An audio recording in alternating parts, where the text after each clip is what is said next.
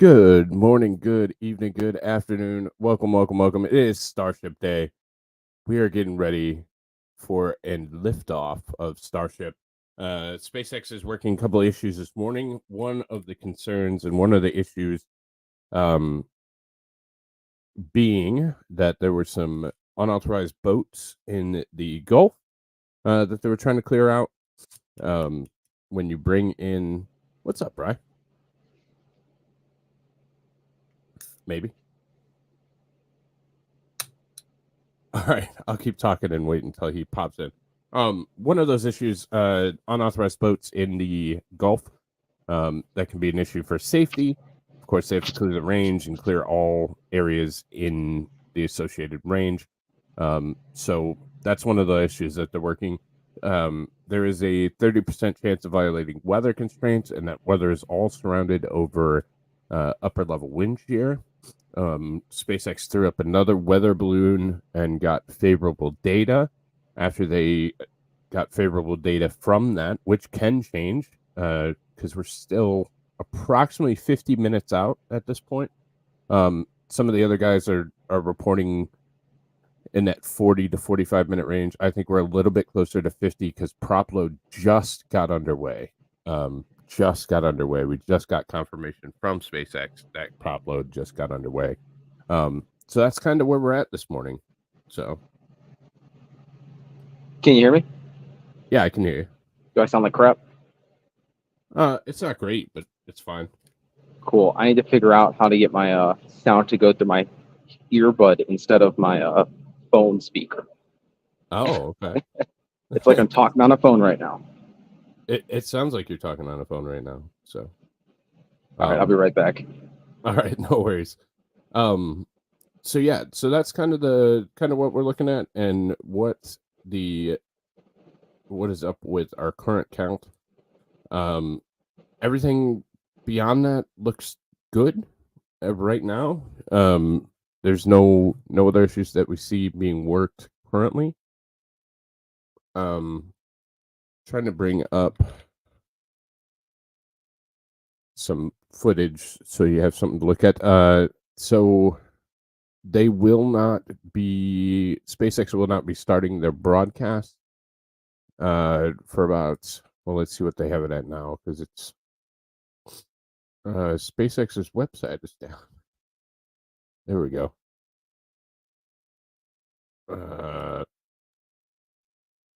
They probably have a lot of traffic going right now. YouTube's been a little funny this morning, so that probably doesn't help anything either.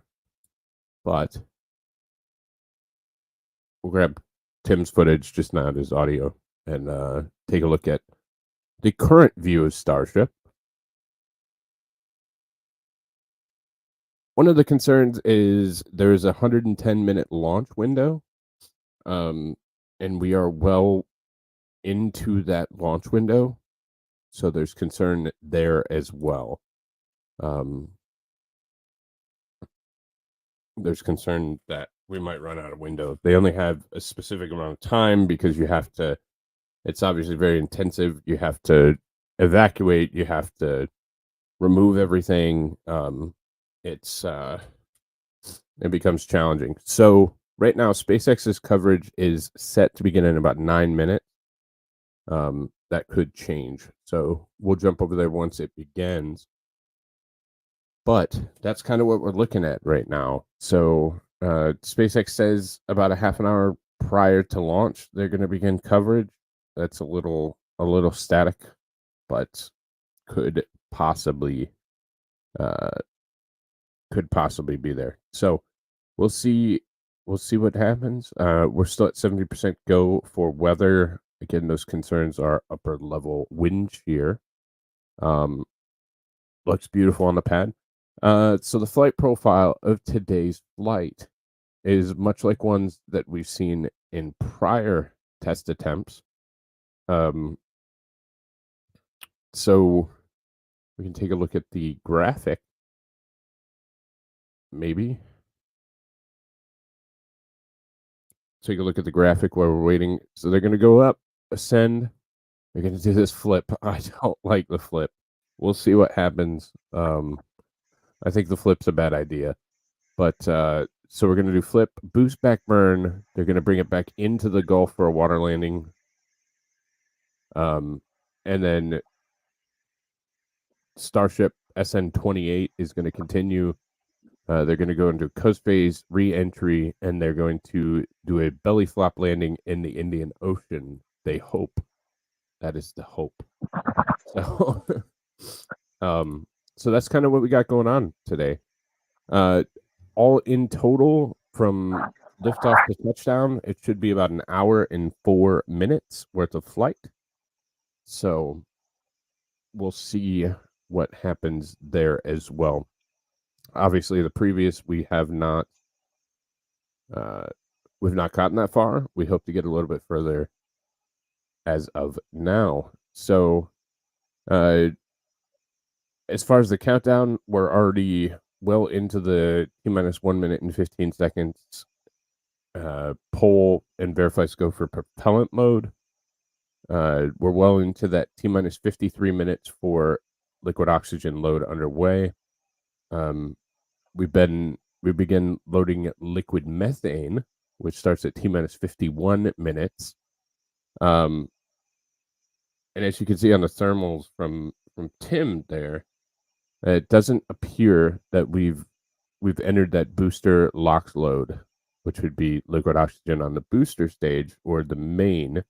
We can see the white line on the upper stage, which is the Starship stage, or the vehicle stage. So looks like we're well within that 53 minutes, but somewhere in that 53 to 42 minute range. Once we start seeing more fueling, and we're starting to see a little bit of bright white, so we might be into that booster LOX and booster fuel load.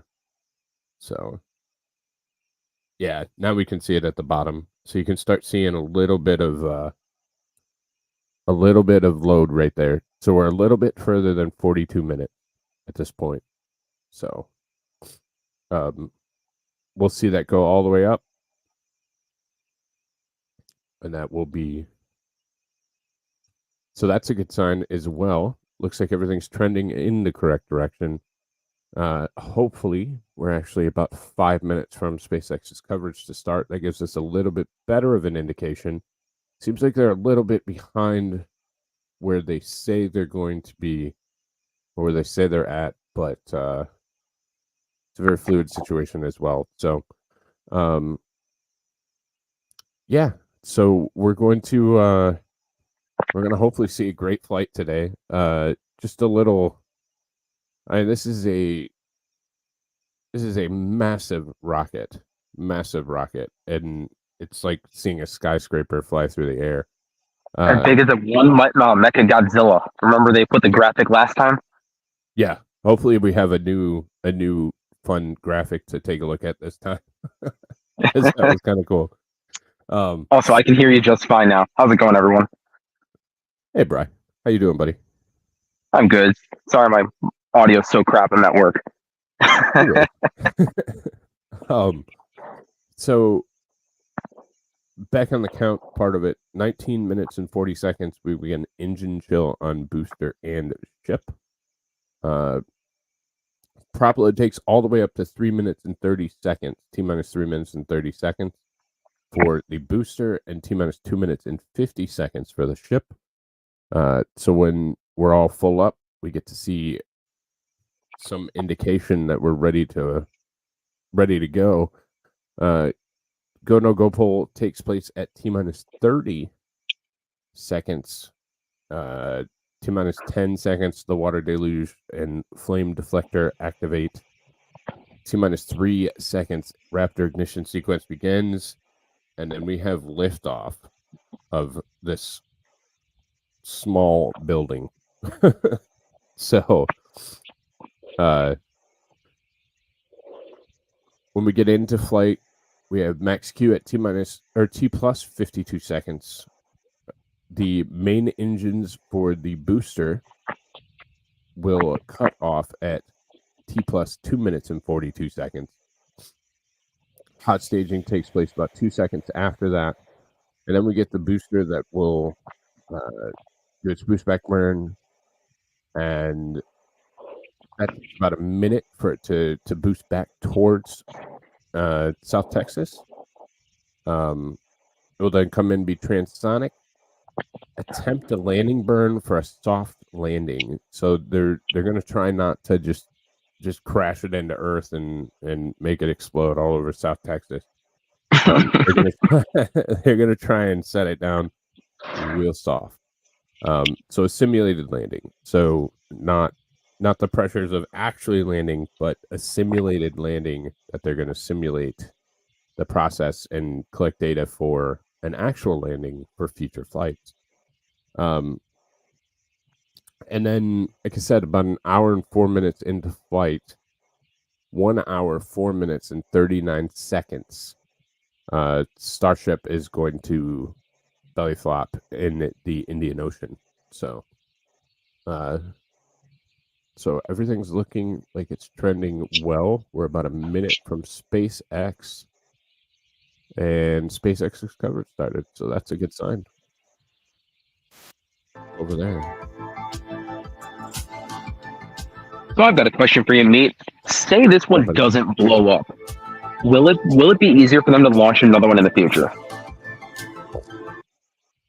I think that the FAA is getting a little so SpaceX does things differently than most rocket companies. Most rocket companies will test, get a product put together and be relatively sure.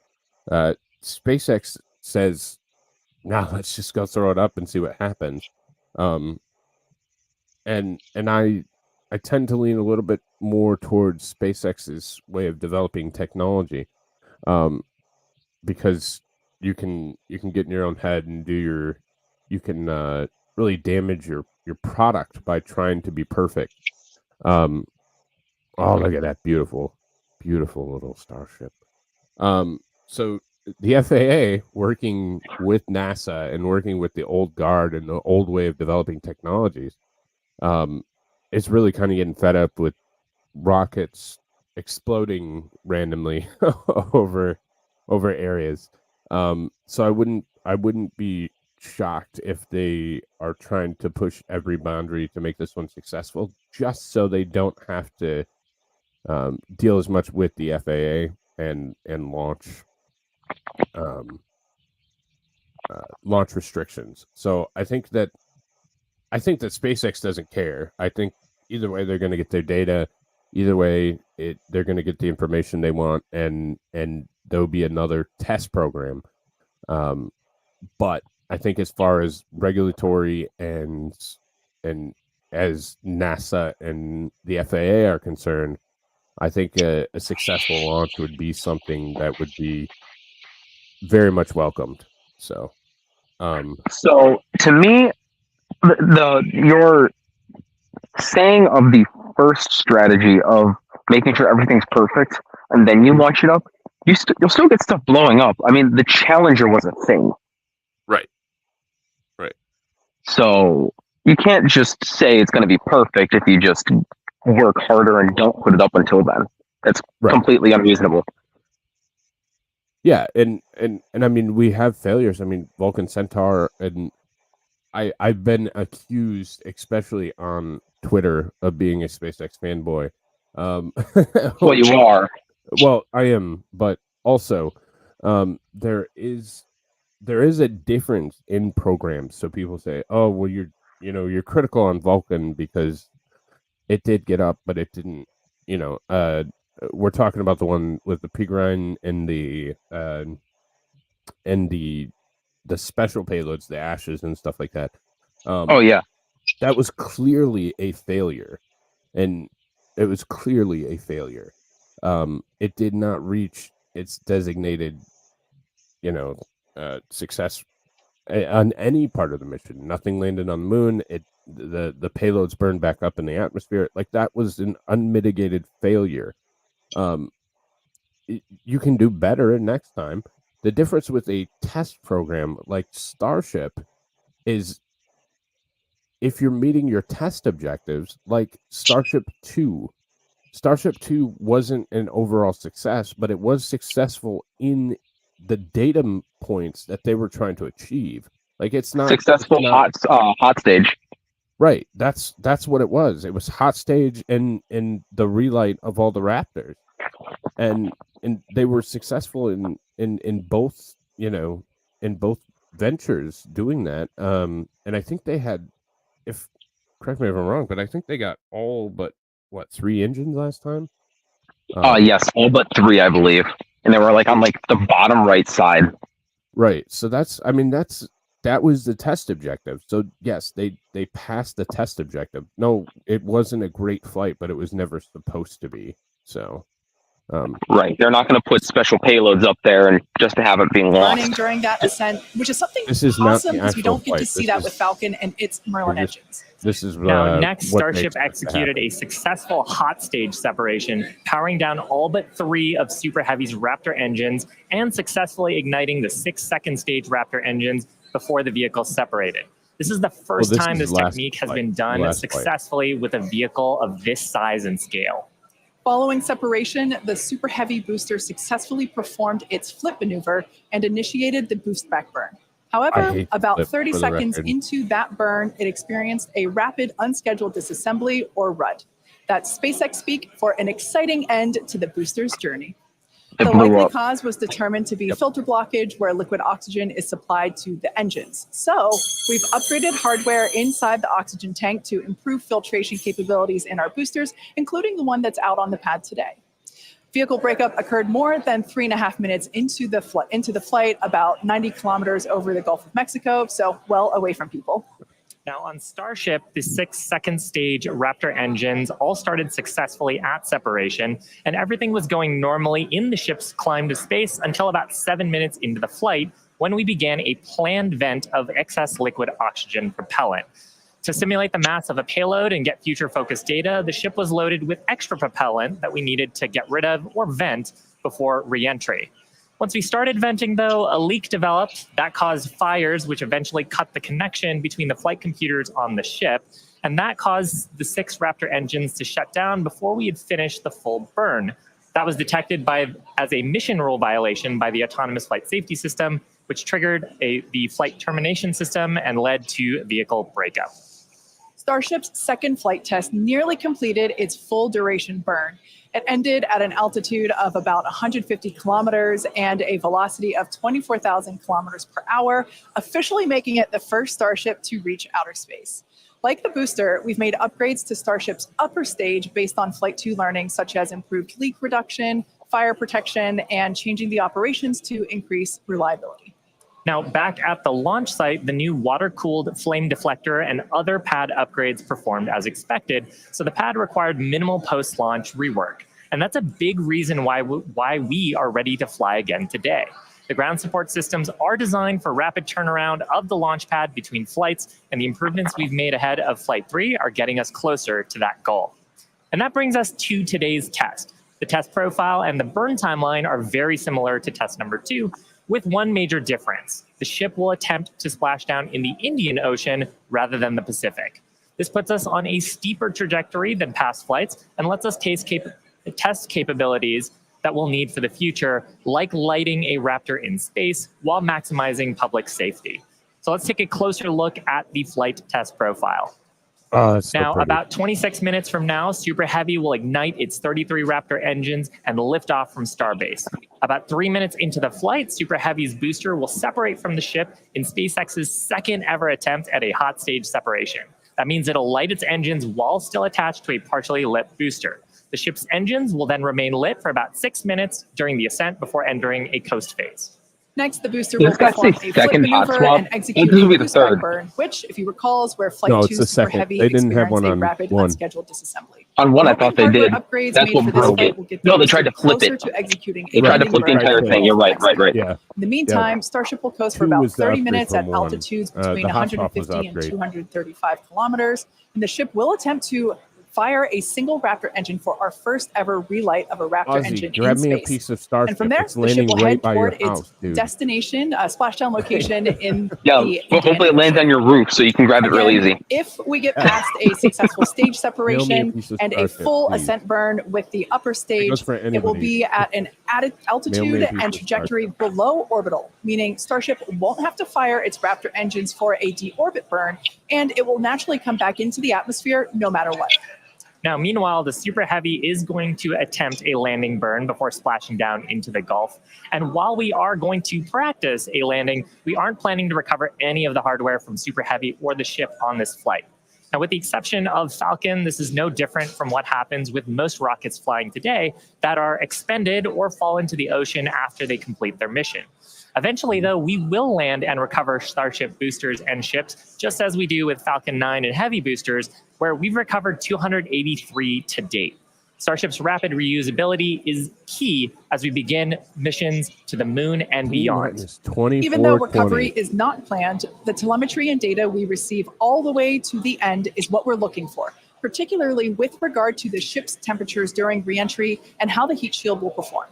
The data that we gather today, of course, will help us continue to build a rapidly reusable Starship for the future.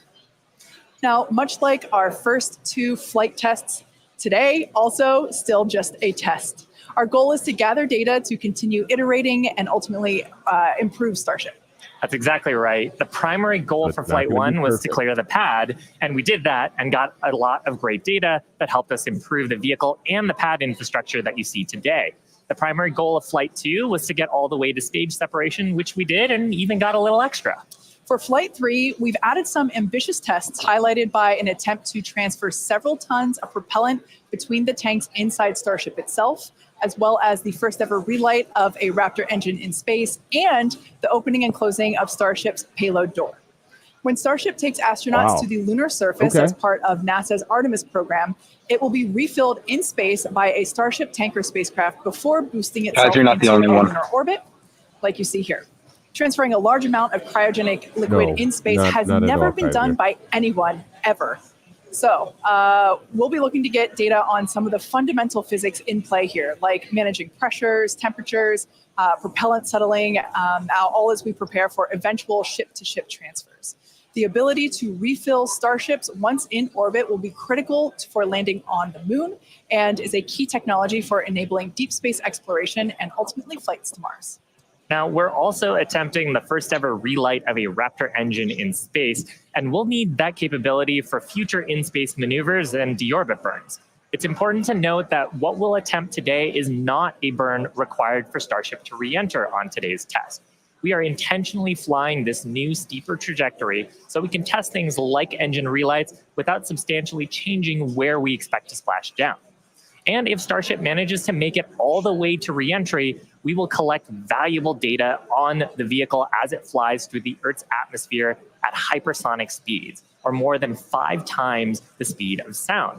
We expect it'll look something like this animation on your screen with the heat shield tiles facing down. We'll use the Earth's atmosphere to brake the vehicle and then get us into a controllable regime as we go towards splashdown. That's going to be hard to control all the Starship's heat. ability to fly and land at subsonic speeds during our suborbital flights several years ago, and gathering data on the aspects like heating and vehicle control while we're traveling way faster will become critical to eventually bringing Starships back from space for rapid reuse. We'll also attempt to open and close Starship's payload door for the very first time, a capability that we'll need when Starship starts flying our next generation Starlink satellites. And there you can see an animation of what that will look like as the satellites are deployed one by one through a slot near the top of the spacecraft. Awesome. So at this point in time, we are approaching T-minus 21 minutes until liftoff. Let's check in with Dan for a countdown update. Yeah. Hey, thanks, Kate. Hey, everybody. I'm Dan Hewitt. Good morning. Welcome to Starbase. I'm coming to you from the Raptor's Nest, where I'm here with some of our flight controllers, also our Pad Red team. We're just behind the Mega Bay. Those are our Super Heavy boosters right behind me, getting ready for the next 4 flights after this one. So we're looking to launch a lot this year. Countdown has been pretty clean so far. We're not tracking any issues that are gating us on the hardware side and the vehicle side. That's from that incredibly good. on-time liftoff at 8:25 a.m. Central Time. That's our T0 right now. We primarily shifted later as we were just working to clear the range. The other big watch item today is going to be the winds. The winds have started to pick up. We're still looking to be below our limits, but there could be a hold at T-minus 40 seconds just to make sure that the winds are acceptable before we go. We are actively loading propellant on board the vehicle. You can see by the frost lines starting to build up. Looks like we're about 80% on the ship main tanks right now and a little over 60% on the booster. Now, Starship uses liquid methane as its fuel, liquid oxygen as its oxidizer. Both of those get cooled down to cryogenic temperatures, so several hundred degrees below zero. And if you followed along with our previous 2 flight tests, the prop load timeline today looks a little bit different. Those first flight tests, it took us about 90 minutes to load all of the prop on board. But since the second flight, we made some pretty significant upgrades to make that time shorter. We added some additional fuel and LOX pumps just to increase our capacity. We expanded the number of heat exchangers and installed a dedicated fill drain line for each stage. But they were sharing one before, now they each have their own. That's just that main pathway to get the propellant to the vehicle. We're aiming for about 51 minutes for today's operation to fully load prop. We did that successfully on our wet dress rehearsal that we did recently.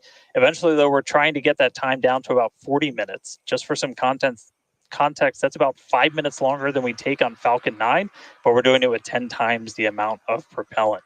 Now, the propellant load on ship started at about T-minus 53 minutes, booster right around T-minus 42 minutes. We are about to pause loading on the main tanks of ship, switch over to the header tanks, and then switch back to close out the main tanks. We're expecting all of the prop to be on ship at about T-minus 3 minutes 30 seconds, and then booster prop load ends at T-minus 2 minutes and 50 seconds. Now, our final countdown and startup sequence is going to be the same as Flight 2. We already tested this on this booster when we did its static fire. Looking back for Flight 1, we lit those Raptor engines on the booster and lifted off about 6 seconds later. Flight 2, we reduced that time by almost 2 seconds. That just helps reduce the stress on the ground systems, improve the efficiency of the rocket. But right now, we're just about to pass 18 minutes away from launch. Winds, again, they're still looking a little bit marginal, so we'll keep an eye on those. We're not working any other technical issues, and the range is expected to be green. If we can't make our test today, we have backup launch opportunities in the coming days.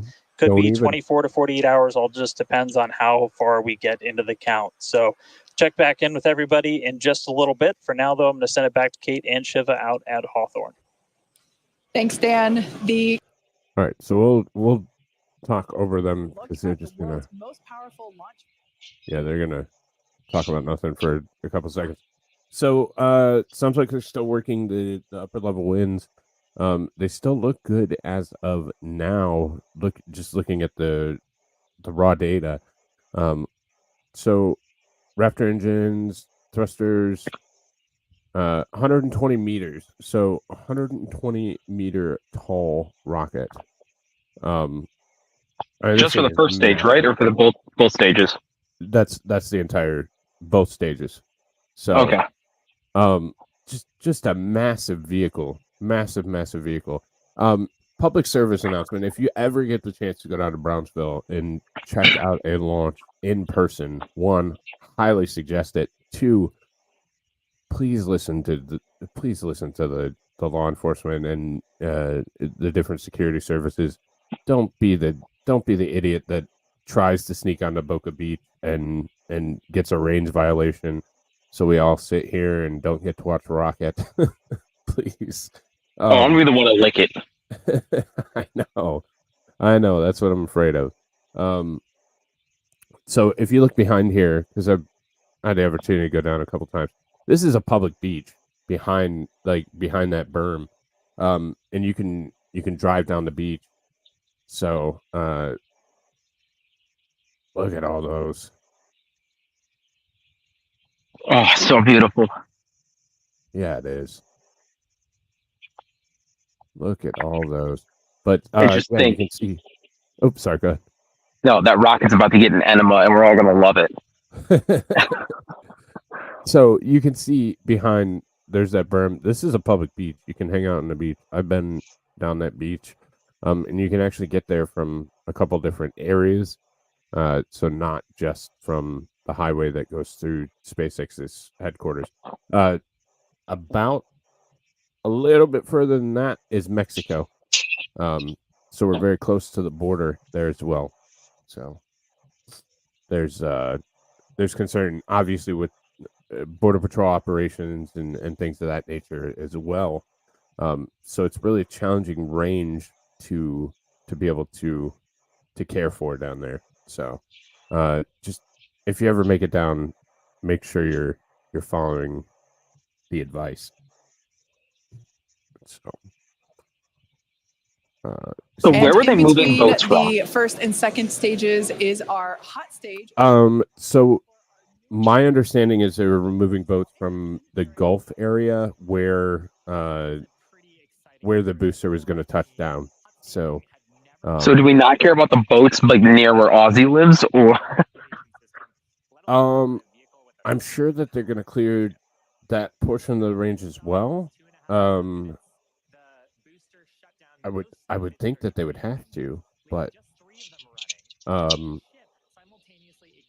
yeah, I mean that's a good question. I know that at least one of the violations for range was in the Gulf. So, but yeah, I mean theoretically you'd have to clear that entire corridor, because if you had a RUD or had something where trajectory was off nominal, then you would have to clear, much like we do when we do human space flight, you would have to have an entire corridor. Like it wouldn't be acceptable just to have, a 1 mile circle. Like you would have to clear that entire corridor and anything that deviates from that corridor. So it has a huge impact on global operations, because it could be anywhere in that flight path that you could have, something that happens. So That's crazy. That's so much space that we have to clear. Yeah. Yep. So like, for example, and we've talked about this before, when you have astronauts on a Dragon, the corridor extends from Florida, from the Cape in Florida to over Northern Ireland. And that entire corridor has to be clear of both boats and weather for recovery operations. So, and you're talking about air flights, airways that would have to be deviated from that area. So it's really an intensive process to test rockets. That's why we don't see them every day. So.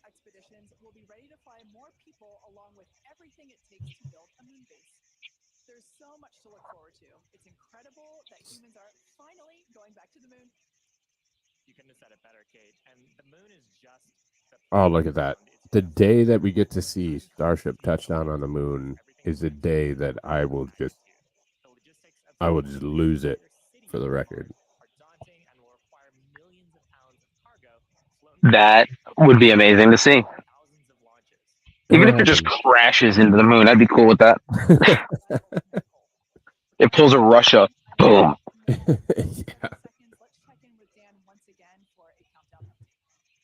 All right, we'll check the range. I'm gonna let this play for just Hey, Kate. Still good news from down here at Starbase. We're not tracking any technical issues that are going to block us to a launch. Our T0 time still holding to 8:25 a.m. Central, so just about 11 and a half minutes from now. The real thing we're going to keep an eye on is the winds once we get there. We do have that potential hold at T-minus 40 seconds where we can hang out and either let winds die down, make sure we're in the right structural limits, everything like that. So don't be surprised if we do a hold at T-minus 40. We've done those on previous flights, but we are not tracking any technical issues. The range is going to be green for launch, so all that really great news. We're still loading propellant on the vehicle, on the ship. We're just about done loading the header tanks, the two smaller tanks in the top, and then we'll go back to the main tanks. Are about 85% full, and then booster, both fuel and LOX over 80%. So looking good there. The launch pad itself is getting ready for liftoff. We commanded the booster hold downs open already about 20 minutes ago or so. And then that just means that once that rocket has sufficient thrust to overcome its weight, your thrust to weight ratio goes over 1, it's going to lift off. We don't have a command to actually release the hold downs once it starts up. Just also a reminder, actual liftoff happens a few seconds after you see those engines ignite. So you'll see fire, and then a few seconds before Starship really starts to take to the skies. Our range team just going to keep on making sure land, sea, air are all clear as we really count down. But that's the latest. We're just coming up on 10 minutes before launch. Everything looking good for Starship's third test flight. Toss it back to you guys in Hawthorne. Great, thanks, Dan. Now, if you've been following SpaceX over the years, you've no doubt heard us talk about our goal of full and rapid reusability. Nearly all of the Falcon boosters flown last year and this year have been reused, or as we like to say, flight proven. We've landed Falcon 9 and Falcon Heavy boosters 283 times since first doing so in 2015.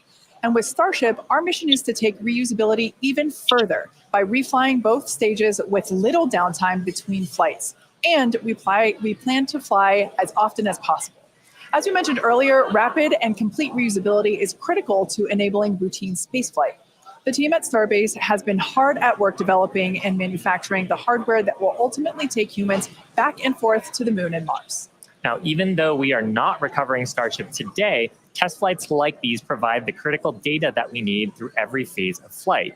And that data informs future missions and gets us to that future where Starships are being recovered and rapidly reflown. Our teams are also working on the ground systems that will support rapid reusability. When we start recovering Starship boosters, we'll want them to return to the launch site for a quicker turnaround, as you can see here depicted in this animation on your screen. This is when the tower reveals its dual purpose. After launch, the arms or the chopsticks on the tower will help guide the booster into position to ensure a soft landing. Now, if you're thinking that this sounds hard or even impossible to do, well, that's the inspiration for naming them chopsticks. Some of you might recall a little film called The Karate Kid, where Mr. Miyagi famously taught the main character, Daniel, that if he could catch a fly with chopsticks, he could accomplish anything. Now, today we do have 4 ships and 4 Super Heavy boosters built, with more coming off the production line as our Star Factory continues to grow. These vehicles are slated for future flight tests just like today's. And in fact, just this week, we static fired our next ship that's planning to fly and expect to test the booster as soon as the launch mount is free from today's flight test. Now, as a reminder, today is still just a test. While we really hope to get our splashdown location in the Indian Ocean, but any data received will help us improve. It's the third of many future flight tests for Starship before it becomes fully operational. And that's the goal of flight tests. They teach us about the limits of our design and improve our understanding of the vehicle, and ultimately help us make Starship more reliable and rapidly reusable. So whatever the outcome and however far we get, we can promise excitement. And things look like they are moving fast at Starbase, and that's exactly how we like it. Yeah, Rapid exactly. iteration is a key of SpaceX. Yeah, we've done it with all of our major innovative advancements, including Falcon, Dragon, and Starlink. We believe that if you're not failing, you're not learning and improving the design. Yeah, many of the innovations that we've developed have come from our failures, and they teach us how to avoid the perils of spaceflight. It's a tough business. But all of this testing, all of the iterative design allows us to make the design better and better to do some of the great accomplishments with reflight that we've had so far. Exactly. One of the examples that we love to talk about is the Dragon capsule, like the one located behind Shiva and I here on the mezzanine. Originally, it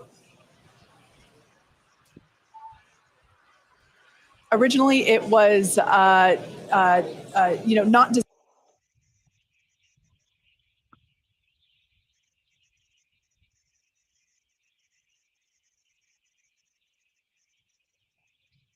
Uh-oh, was that me or them?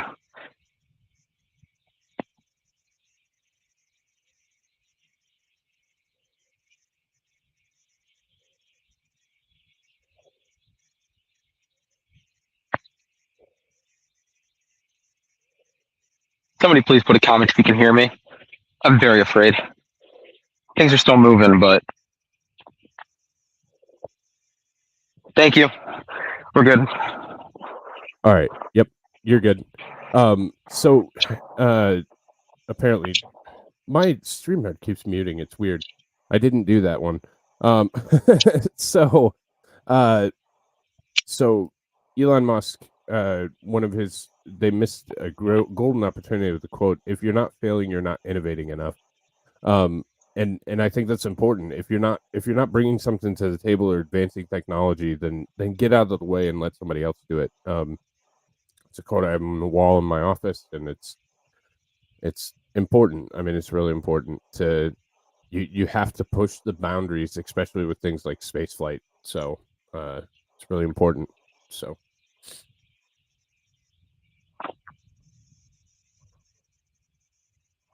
God, that looks impressive.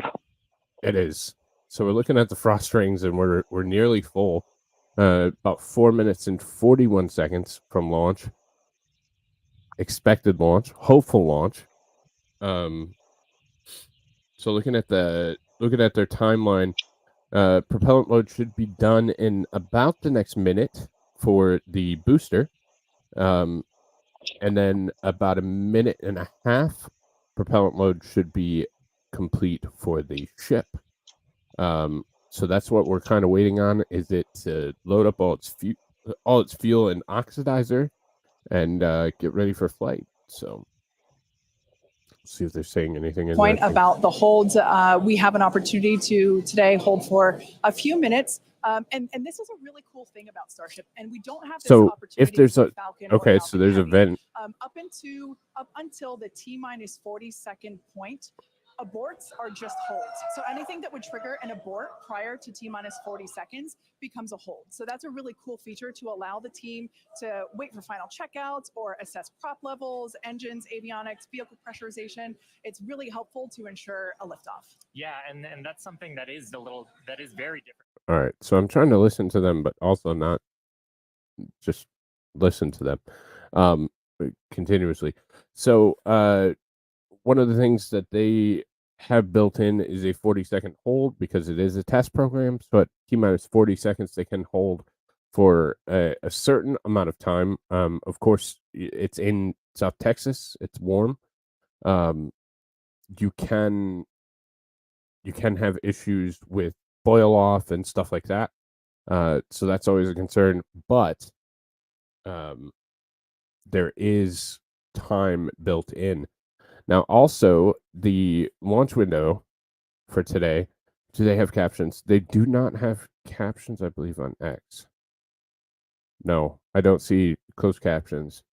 Because this is streaming on X, on Elon's platform. But so they do have built-in hold times. The problem is we're deep into the window. So even if they were working an issue and had a hold, there'd be concern with window. The window has about 28 minutes left in it, as of now.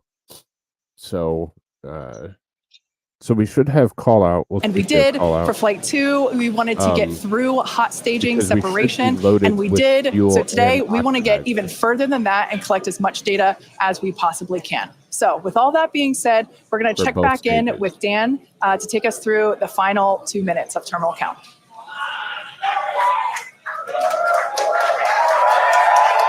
Cool. Right. That's a good sign. We are under 2 minutes away.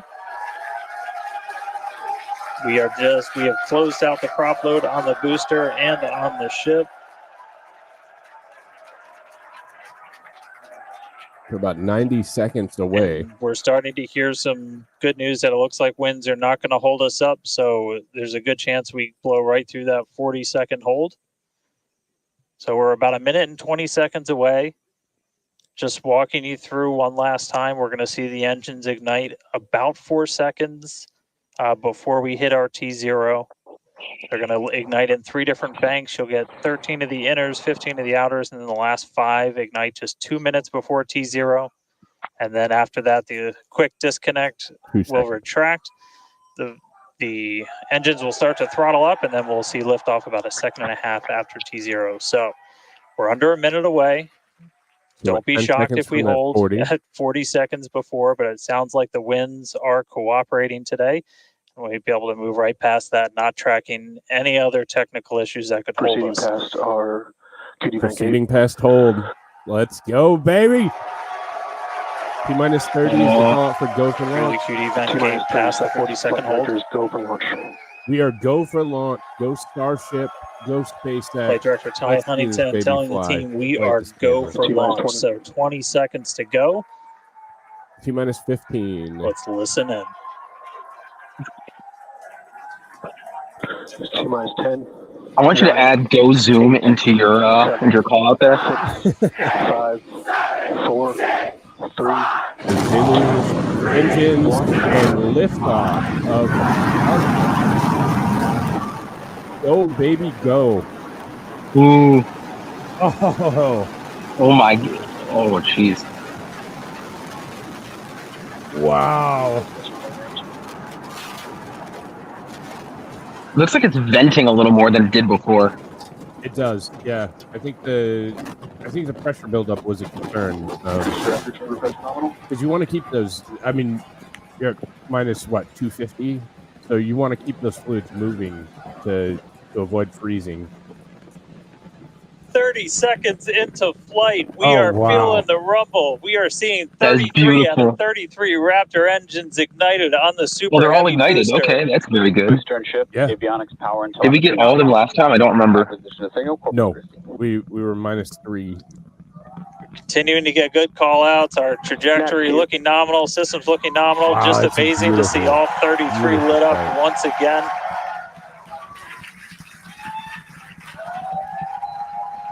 At this point, we've already passed through max Q, that maximum dynamic pressure, Wow, we already got through max Q. That's quick. and passing supersonic. So we're now 52 moving seconds. faster than the speed of Q. sound.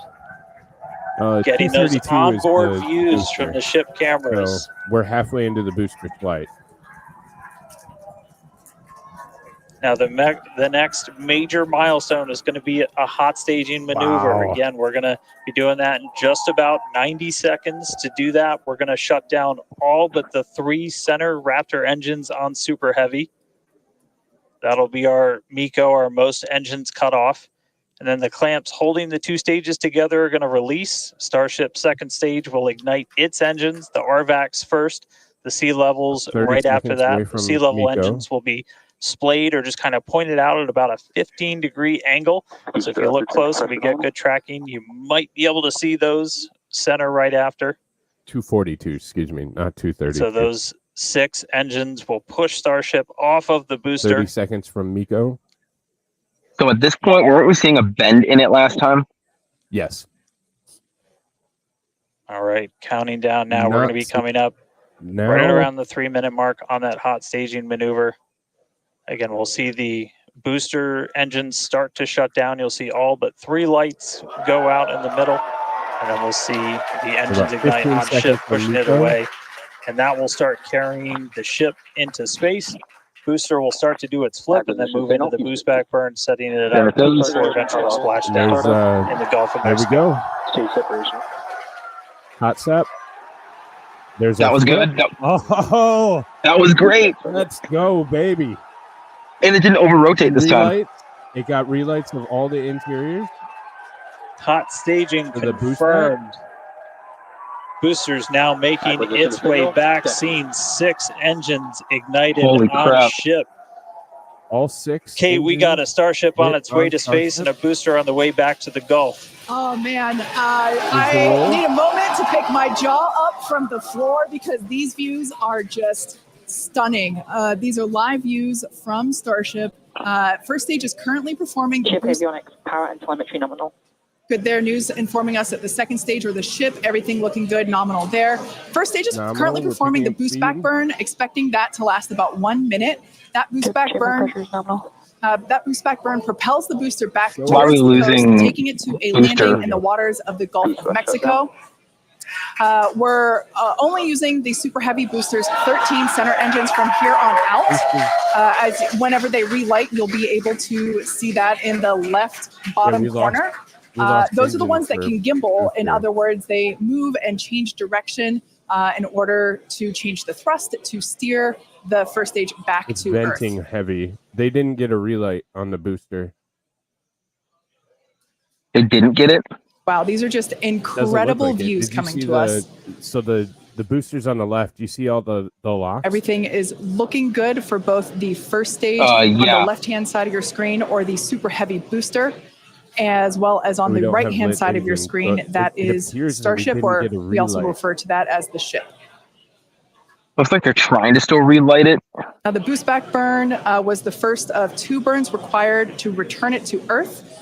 The next one will be the landing burn, where all 13 center engines will initially ignite and then transition into a 3-engine burn to help slow it down.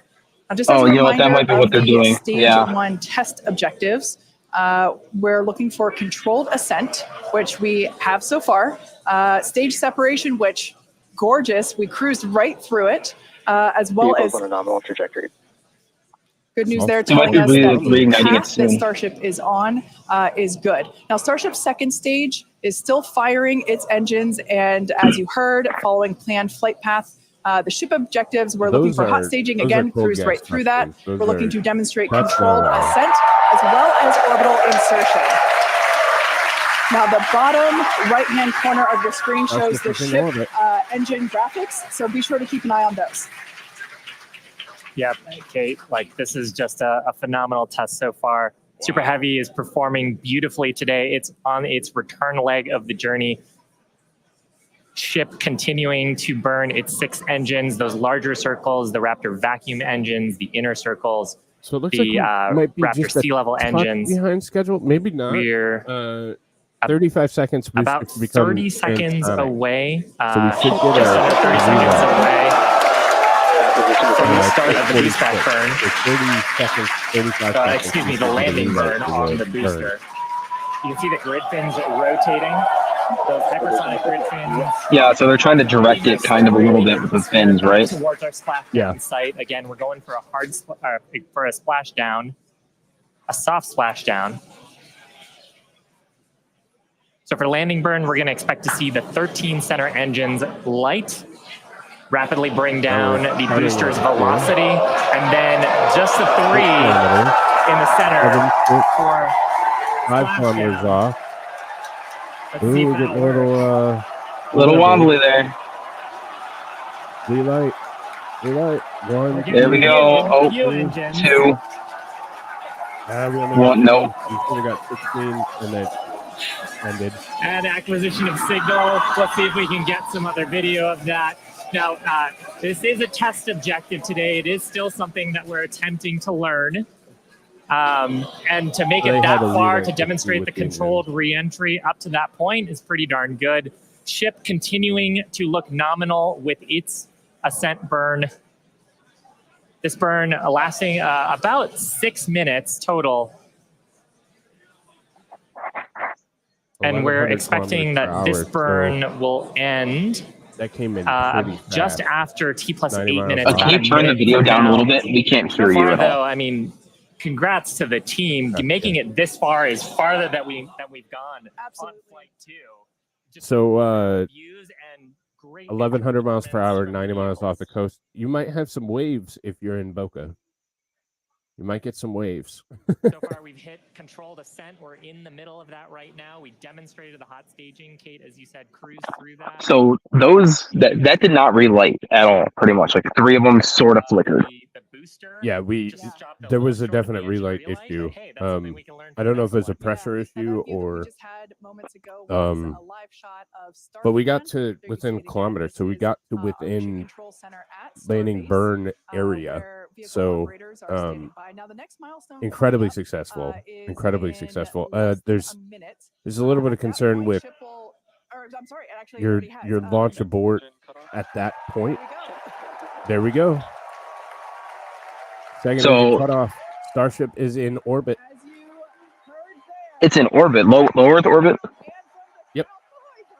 In Leo, 152 kilometers at 26,000 kilometers per hour. Starship's 6 Raptor engines have successfully shut down.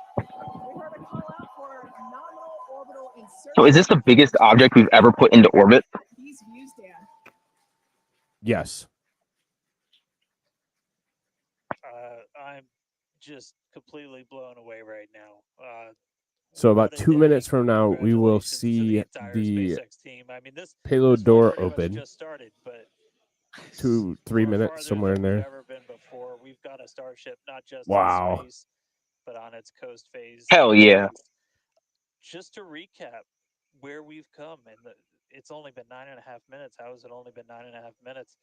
We lifted off right I on know, it time seems like it's at, been 8:25 4 hours. a.m. We didn't have to hold at our gate at all. We had 33 out of 33 Raptor engines open up and light and get us through a nominal ascent. Another successful hot stage. All 6 engines on the ship propelling us. I hope they're into staying orbit. with it We did because I see really what want them what to. looked like a nominal boostback. So how long until they land in the Make it all the way to the landing ocean? An this hour. time.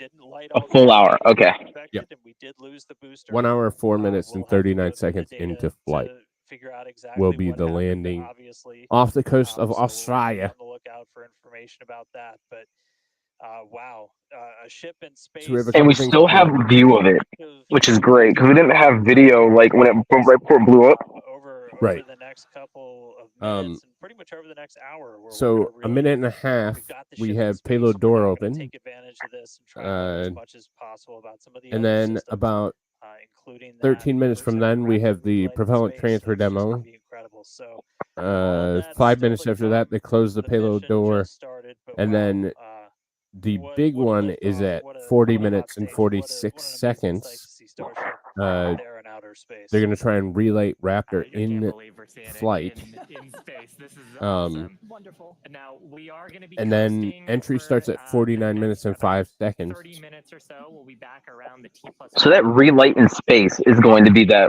like the next big test for them, right? Test objectives, and then continue Yeah, I on mean, to reentry.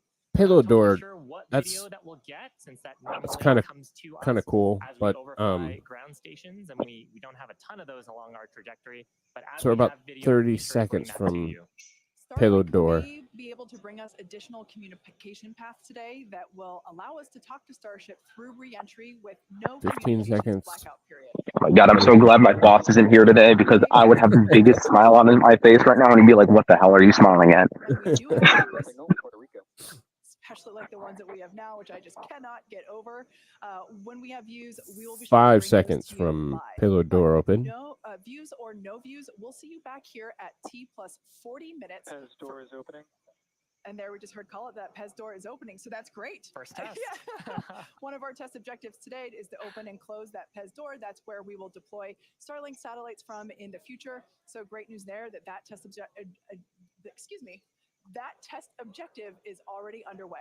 So come back here, stick around till T+40 minutes for coverage of Starship's deorbit burn demonstration, What? followed by its reentry and what is sure to be an exciting splashdown. Wait, is the deorbit burn the one where they're lighting the engines in space? They're relighting, gonna deorbit, and then that whole process takes about 24 minutes, for the deorbit and then touchdown. So, I'm gonna probably leave it up as long as they said come back, but I think that they're just going to randomly throw things in. They're just not going to be commentating. So we'll commentate, because I'm so excited. Like, so again, when we're talking about test objectives, we got nominal test objectives with the hot stage. We got nominal test objectives with the orbital insertion.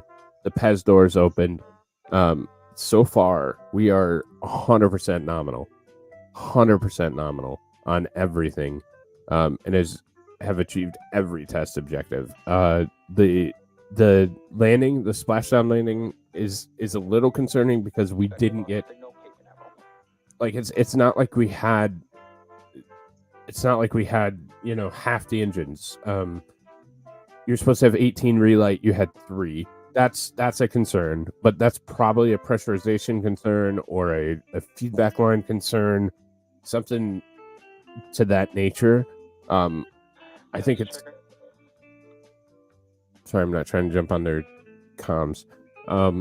So that's something that definitely has a concern, but I think that it's something that can be worked through.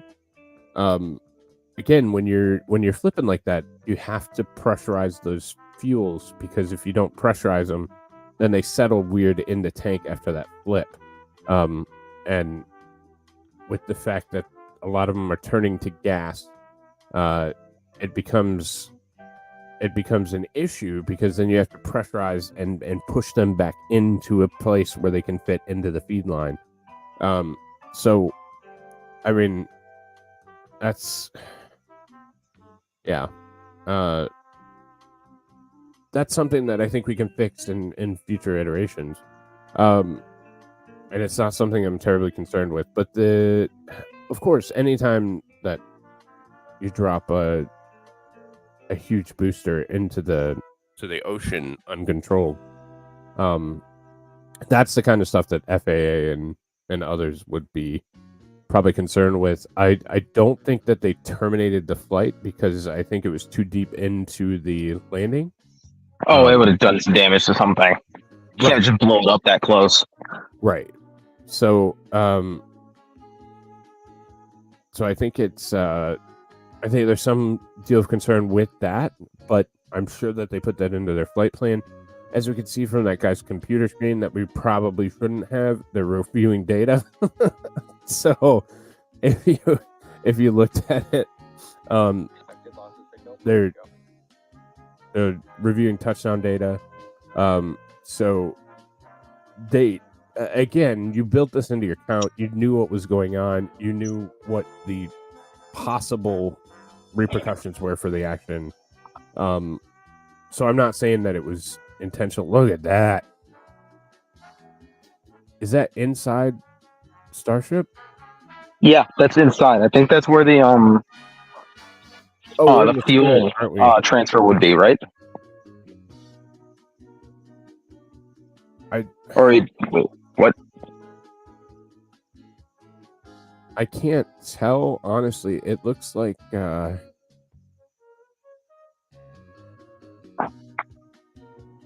we have like free flowing. So we're not in like a tank. Where would the propellant transfer take place? Some kind of portion of the capsule where you would connect two hoses? So they're gonna move it from the mains to the header tanks for the reentry. That's what that means. Got it. Yeah. Yep. So so they're transferring it internally in the vehicle. I really can't get any orientation of where we're at.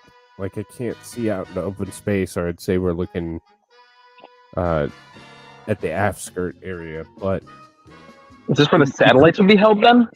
We could be in the nose cone, and this could be the PEZ opener, like right here. I don't know if you can see my mouse, but I don't want to click anywhere. So this could be your PEZ opener. You see how it's kind of open? You can see light through it. Mm-hmm. So this, I assume that's what this is. So we're in the payload section, and this is your. Do you see the legs? So this is your PEZ dispenser opener. Is my gotcha? That's my personal opinion, but that you could be right about that. Yeah. So. And lost signal. It should have Bermuda signal by now. You would think. But I don't. God, I think this is my favorite day of work ever. They're going a little bit further south, so they might not have acquired Bermuda. I don't know what their signal station is, because this is not a normal flight trajectory.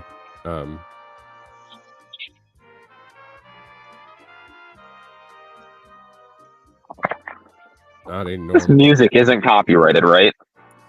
I don't really care at this point.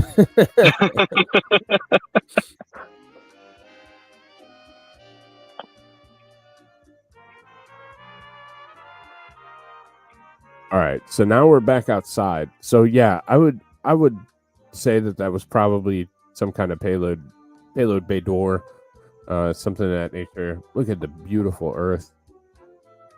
Trying to get a track so I can look at ground stations on that track.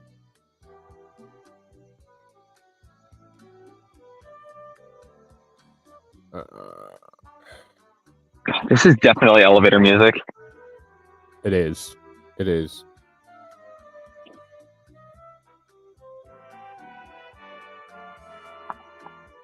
Or we're having technical difficulties music that you'd see on the news station.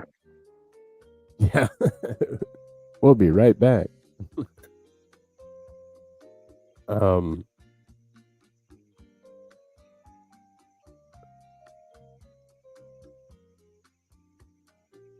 Sorry, I'm just looking for ground stations. I want to see where we're at. You're good. If anyone's being the rude one here, it's me. I can't put down my work in order to make better conversation. No, you're totally fine. I just want to... I'm really interested in what the ground track looks like.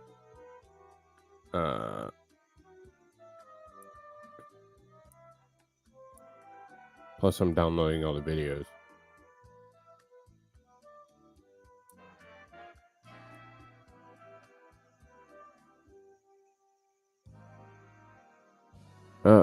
Ground track. Yeah, and that's one of the things that we have to build out too, is we have to start building out ground systems so that we can get that kind of information. So What would that entail? Just buying up a couple small islands places and putting like towers on them? it's not even tower. They're radio dishes, ground radio dishes. And it's not. I mean, you're talking about connectivity one, which in part your all your work with Starlink helps that, but the biggest issue is just having the physical space to be able to do that, and then there's not a ton of benefit to doing it because you're ultimately going to share that ground station, so it requires more companies to come in to have different flight tracks than traditional that can contribute to the deep space network or the ground space network. So it's just a matter of time. I don't expect or want SpaceX to own all the ground systems, because then it makes it difficult for other guys, but yeah, it's just a contribution thing. So when we have more providers that get to go up, you have more ground stations because you have different orbital tracks and different pathways to orbit. So and nobody wants government to take it over, so we'll do it privately. Oh yeah, no, never have the government do anything. Right, we'll do it privately, and see how that works. So Even a coalition of private entities is better than the government. right, and it's kind of one of those unwritten rules where, like, you get into the space travel game and you provide a relay to the deep space network or the satellite network. So when we see more providers come out of the scene, we'll see more and more of those systems come online and have more opportunity to do that. So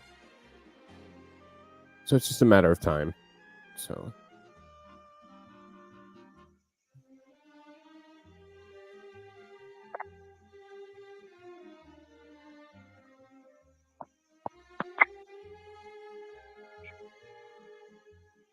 Yeah, I'm doing the same thing that some of the SpaceX guys are doing right now, processing data. yeah, that's the same thing. I'm trying to read as much as I can.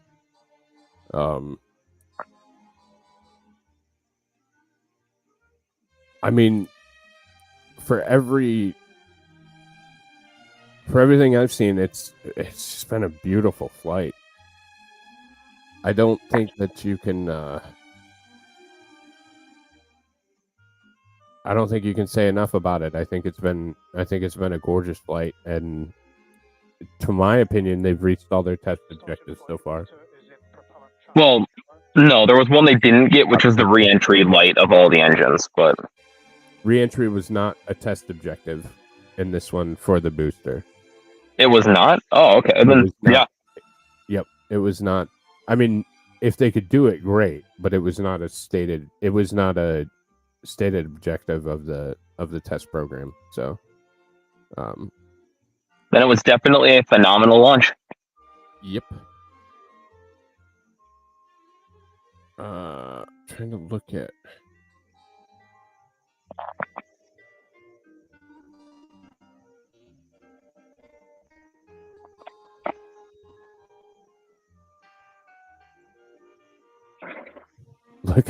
I'm gonna pop over just for a second. This was doesn't have a time, but flight radar 24 flight tracking.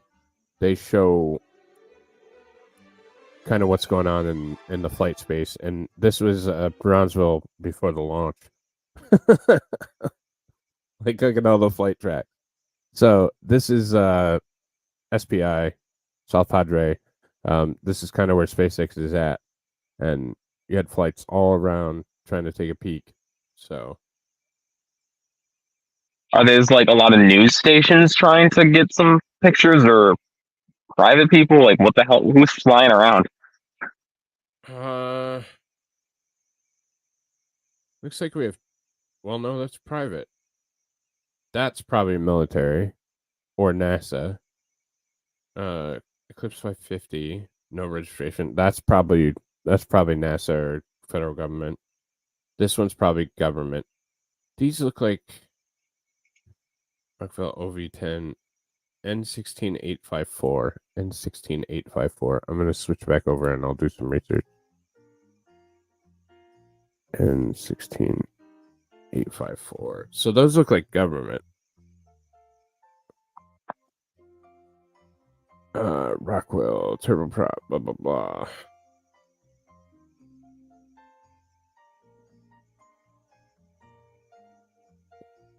Oh, that's SpaceX's.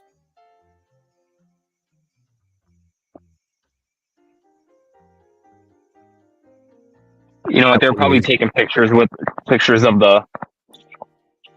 Well, they would have drones and helicopters for that, so I don't know why they would use a plane. Never mind, that's stupid. Yeah, well, I mean, I didn't see Sophia, the infrared plane, go up, but N5626Q.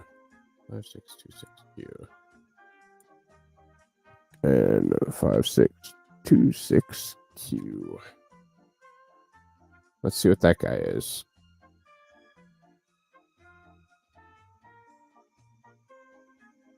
That was a single engine plane. And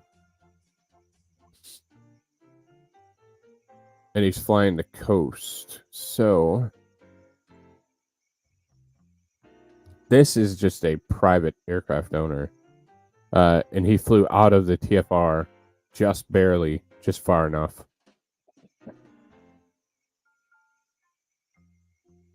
So that's just some guy.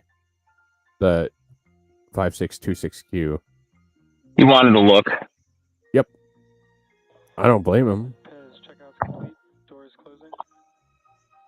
So let's see if we can see this move, because that will give us some indication. I think this is the door, because we're back on the door close. Propellant transfer was successful. Damn it. And we lost it.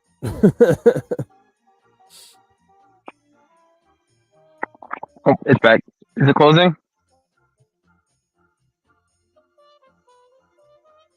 I can't tell. That is definitely the Pez dispenser. Now that it's brighter. Yeah, there we go. It's moving. It's slow, but it's moving. Do you see it? Yeah, I see it. If you look like at a fixed point. You can see it slowly moving. So I was correct. That's the payload bay door. It is closing. Looks like it's closing nominally.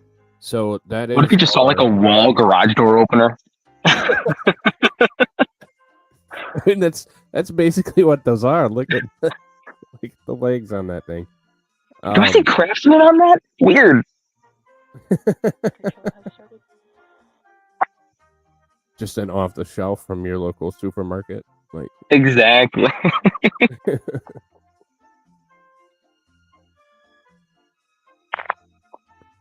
and it looks like looks like we got closure. So good there as well.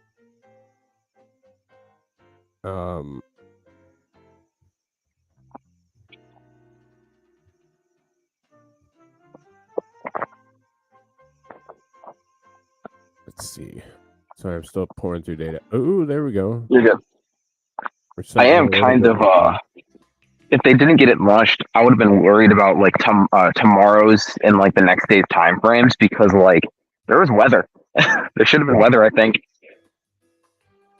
Yeah, I think it was really important that they got it up real quick. So it looks like the closure of that door, they encountered a little bit of, because I mean you're moving 26,000 kilometers per hour. Looks like they countered a little bit of something, and didn't get it fully closed off. I mean, you wouldn't have aerodynamic pressure because you're in space, but it looks like they had some kind of, and it could have been a freezing issue. It could be so many different things, but it looks like it didn't completely close. Here we can see Earth yet again. Our beautiful, beautiful home planet. Not for long. Some of us may go to Mars.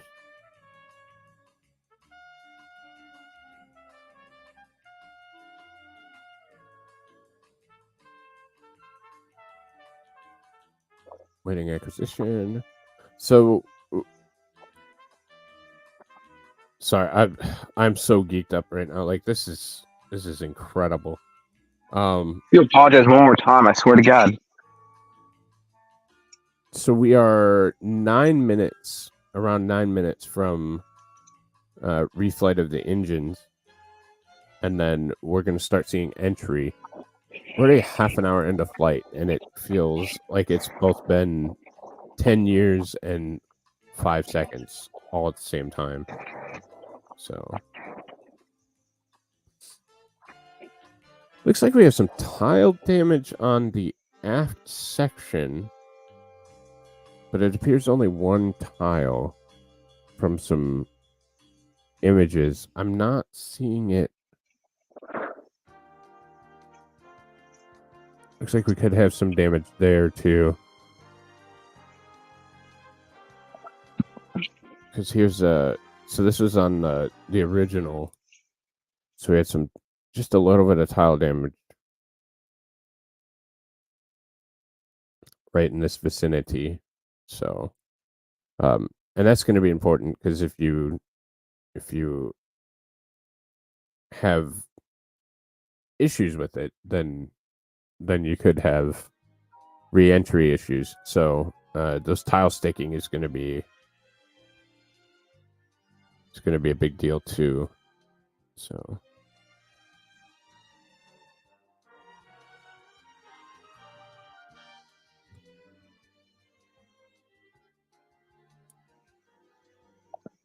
I'm a popular person today. you're always popular. Oh.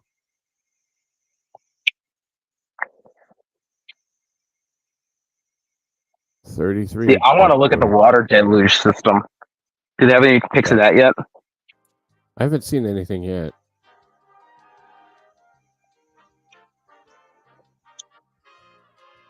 Because that is easily my favorite part.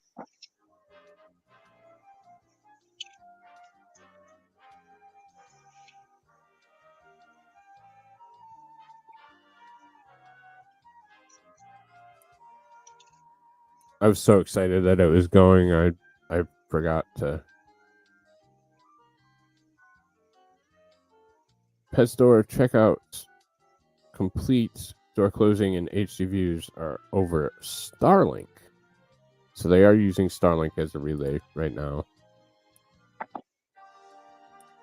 for this video. Well, it keeps cutting out, so that must mean that Starlink is very good, right? Correct. Well, again, you're talking about signal acquisition. So, and when you're only 50 kilometers, like the net or the system is designed for Earth, so it's designed to have an array that reaches from 250 kilometers. So you're talking about the diamond, coverage area diamond, and when you shrink that down to 50 kilometers, obviously you're going to have spots that you're not going to have signal because it's not going to. The cascade of coverage isn't going to be the same. Does that make sense? Yep. I was making a joke. I know you're being sarcastic, but I'm explaining it in real time, like what it really means. So The fact that they're able to get signal acquisition from something moving at, 16,000 kilometers per hour? Hold on.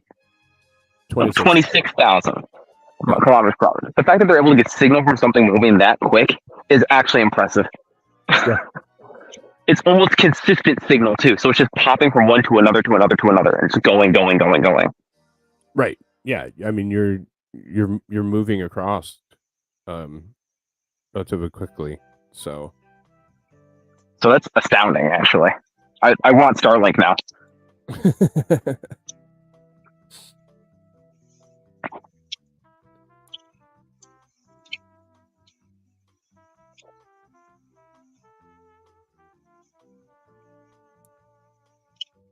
God, that's Switching relays every second. Yeah, about. Yeah, I mean, you'd have to be, and then you're relaying that back to Earth and through the network. So it's pretty impressive.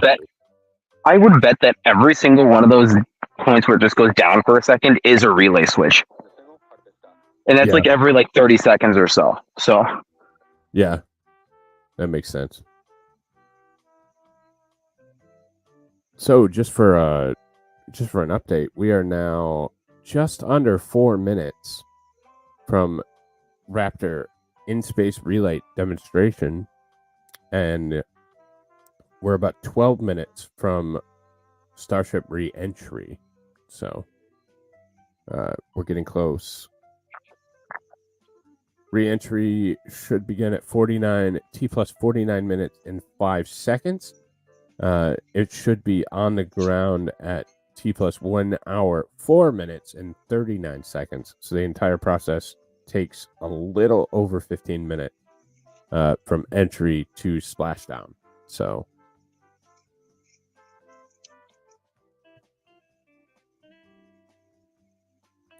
I need to find I want to find a tracking.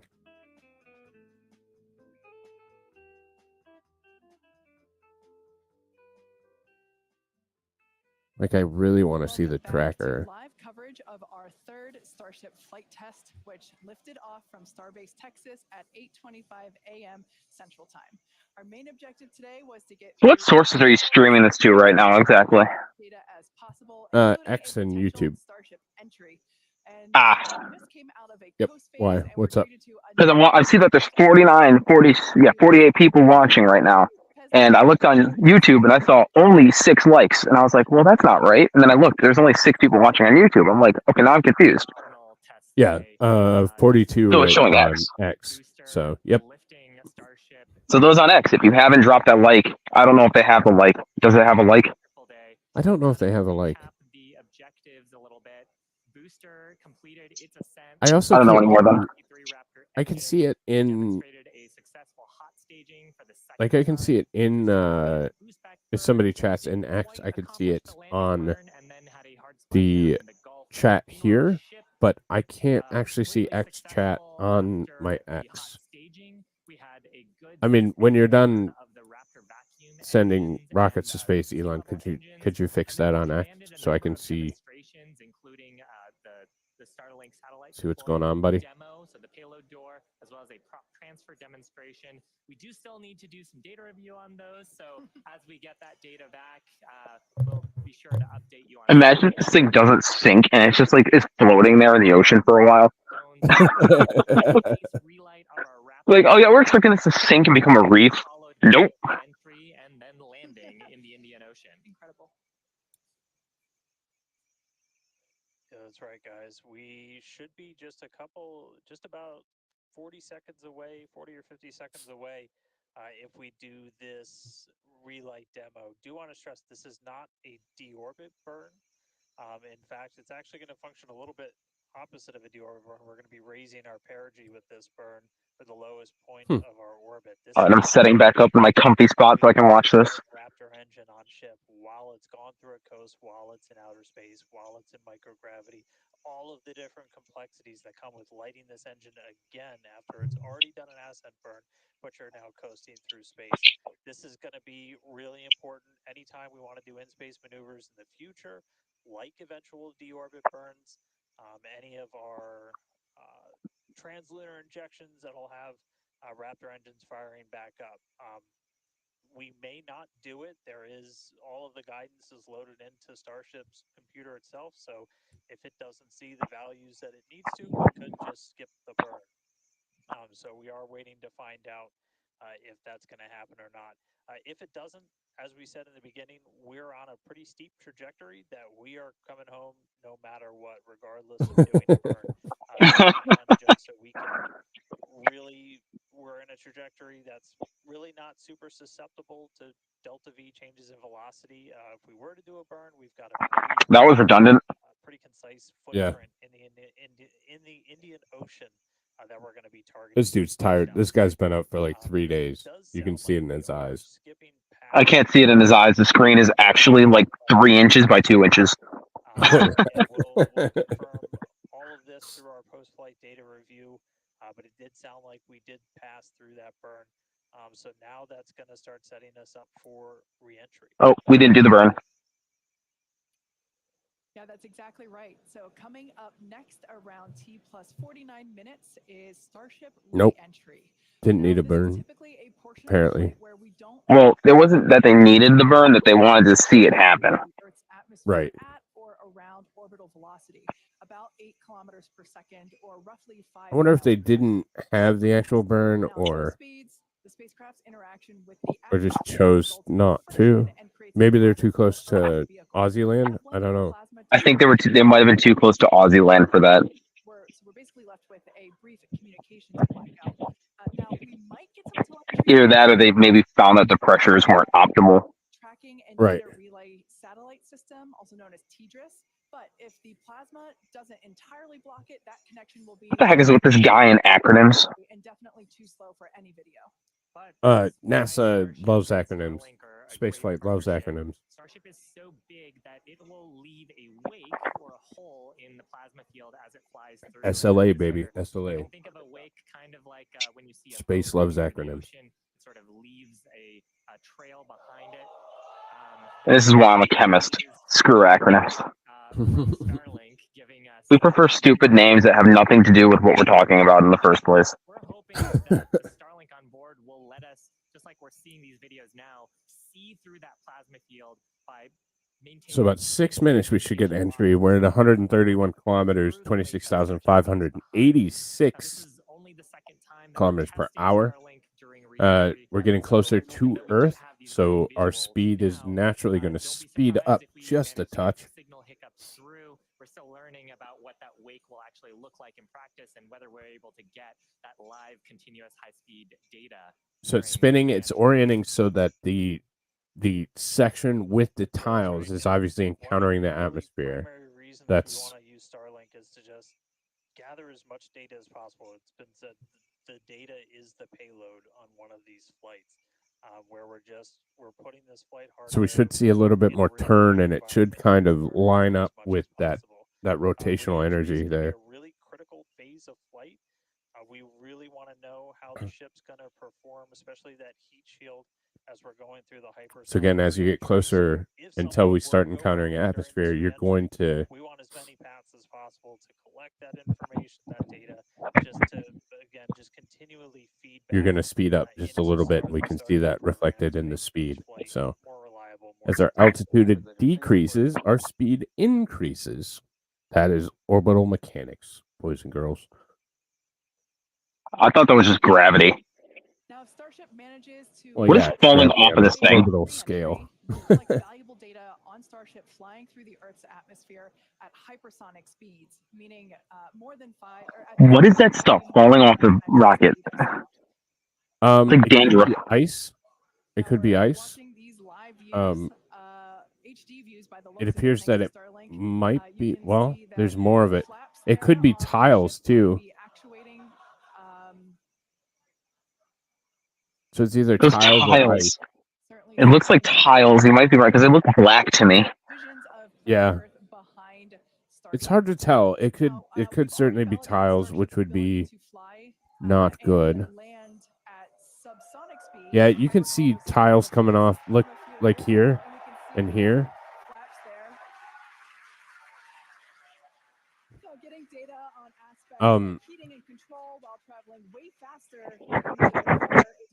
So this could just be a ploy to take out the competitor in Rocket Lab since they're close in New Zealand.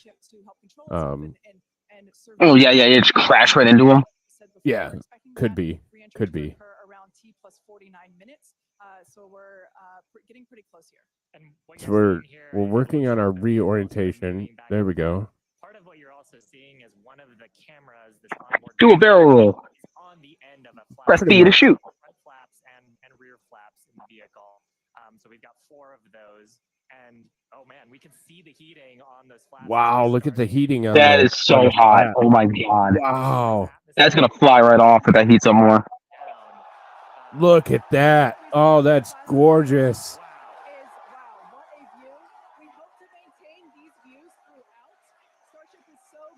97 kilometers, 26,736 kilometers per hour. Right now, it is not.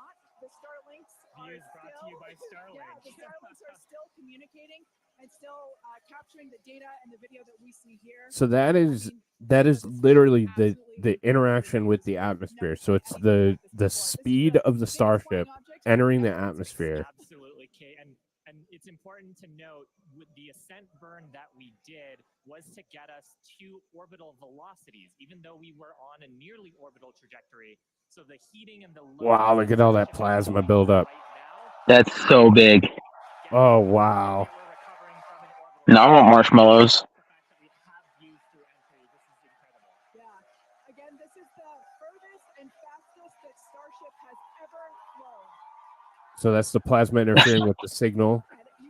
Jason J and I have the same idea. Toasty marshmallows, anyone? Look at that. So it looks like those couple of tiles didn't seem to have that big of an effect on it. Yep. Yeah, now this was one of the But it's still holding up pretty solid to all of that heat. we were hoping to hit today. That's a lot of heat. Like I said before, this is the fastest. That's a lot of distortion. So this is Yeah. the first time that we're getting to collect this reentry data and understand how these 18,000 S'mores. shield tiles. We haven't even hit yet. We're still 81 kilometers up. So, and we're still going very fast. The atmosphere is doing us a big favor here by That's very true. actually doing us a huge favor here by acting So how do we slow down this thing? Atmosphere. Great. Flaps are so important. We're using the body of Starship and the drag from Is all their cheering distracting control? No, control is in a separate location. 1, 2, the vehicle is completely autonomous at this point. So there's no interaction between control and control is not doing anything anyways. There's no physical systems that are getting any input right now. So builds, we're hoping It gives ground control the ability to play with a different joystick. But you can see Exactly. telemetry there on the right-hand side of your screen. If you watch closely, you can see the speed decelerating. Again, that's the friction. So now Did we're we see the splashdown of the shoot? In this plasma field. We Did we should see the splashdown of the booster? That is, We I did thought it not. just cut out. the Starlink Right. terminals right now. So we'll bring those views back to you if we get them. But right now, for those of you that have recently joined, Starship 26,000, is currently 25,900, re-entering Earth's atmosphere. 65. Exciting because it's the furthest and fastest that Starship has ever flown. It's just absolutely incredible. Did we just lose speed calculations on this thing? I think we just lost Starship. Just awesome. I think we just lost Starship. Now, we actually have some heat shields here. So these are what's doing all the work on Starship right now. We lost Starship. 15,000 hexagonal heat shields like these. Speed stopped changing. That's gone, boys. Like this is what would be positioned on the flaps of Starship, whereas Shiva has something a little different. Yeah. Unless the heat caused another huge amount of distortion again, but No, they lost Starship. I'm looking at other information. They lost it. nope, it started moving again. To make sure that the structure of the vehicle Huh. can carry all that thermal load, so we can recover. I'm thinking it might be the heat. They're down at that altitude that it's gonna be a lot of heat. A little different than I would have Plasma. expected. We're Lot of about, plasma. we're 40 seconds into it. And these are what's helping Starship survive. Data through looks this like they period lost of Starship, entry. but We're not sure how far we're going to make it. Again, this is the furthest that we've gotten in our test flight. But the further we fly, I'll keep the looking. more data that we can get, and that's ultimately the measure of success here. Which I mean, has been a Come huge on, success computer. given where we've gone and how much further we've gotten with both. Like Oh, 900 gosh. open. Itself. I think we lost Starship. We might have lost Starship. High-speed video. High-speed video is a very high data rate, and usually video comes after you get your telemetry. So hopefully we were able to get some wonderful data throughout the entry period, which is normally something we have to wait for. Well, obviously they cut to these people because they're like, uh-oh. That data off Yeah. the recorders. Yeah.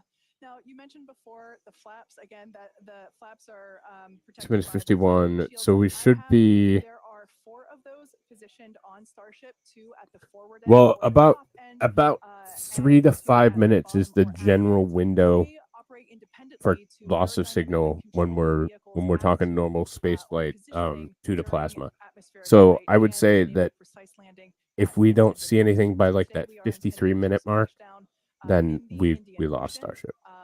And we're hoping that So we're about a we don't minute get off far, but from where I would. it is an exciting end to what has been an exciting day. An exciting end. Wait, did you just spill the beans? I think so. I mean, they obviously they know what's going on. Doubt it. You think that they would give whatever this guy's name is the ability to know what's going on?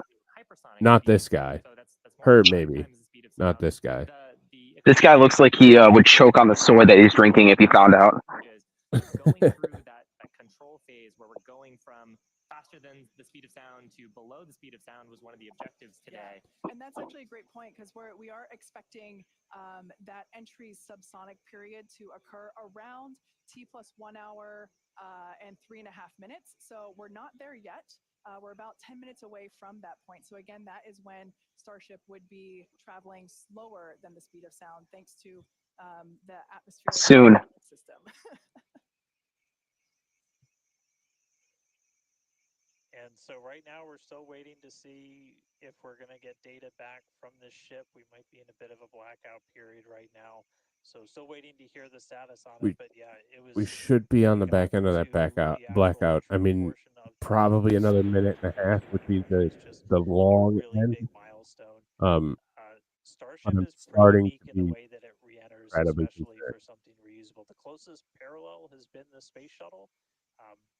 When we're comparing, We don't have anything in the next minute. like when we bring a It's Falcon 9 booster certainly back, 100%. we're talking about 20 times the energy given the velocity that we're moving at, and all of that energy just gets converted into heat, and then we need to use those tiles to just help dissipate that heat. They're not ablative like you would see on something like Dragon, which uses an ablative in the capsule shape.